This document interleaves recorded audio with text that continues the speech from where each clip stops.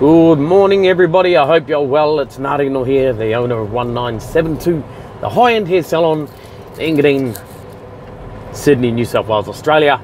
Coming at you today with a little bit of pick-me-up.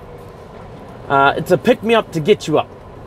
And what we're going to have a little chat about today is you get one chance.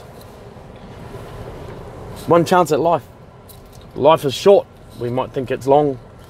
When you're young and you're running around and you're doing all sorts of things that you maybe shouldn't be doing,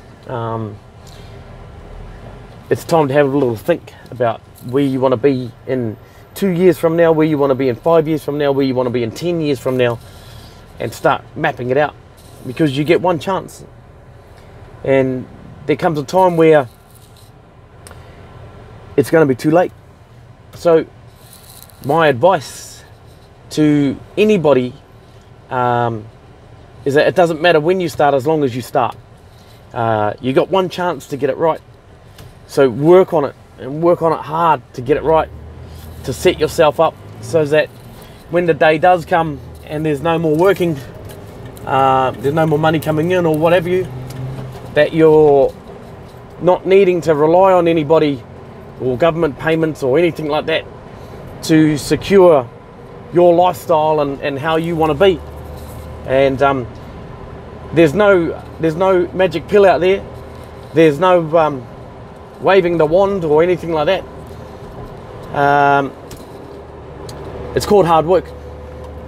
That's all it is. It's called hard work. But it's called hard work on something that you're passionate about, something that you love.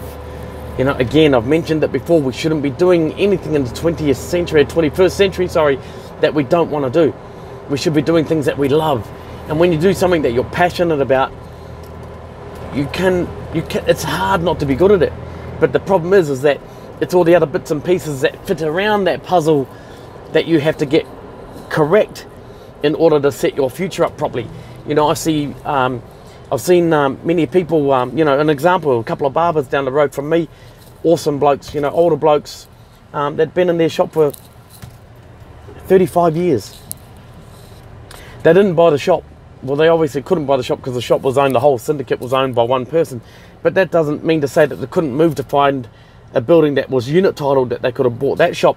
And at the end of their 35-year career in that barber shop, they sold their barber shop for $30,000, and I think even that was steep. They were lucky to get that. But I said to the boys, I said, mate, if you had bought the shop, you would have been splitting $700,000. It's those little things in life, and they wouldn't have paid much more than they would have been paying rent. And at the end of the day, you can pay that all off and wipe it all off on tax or whatever you have to do to get you by. And so, it was they loved what they did, but at the end of the day, they got nothing back for it. And that's sad. That's sad that all it needed was a little tweak, and they could have done it. They could have bought that shop, and they could have been sitting on $700,000 to $1 million to spend on whatever they needed to spend on, or to sit back and feel pretty, whatever it may be. So, just keep focused on that one chance in life. Go kick its ass. That's all I've got to say today. Much love and respect for you. Much love and respect for your hair. I'll see you really soon.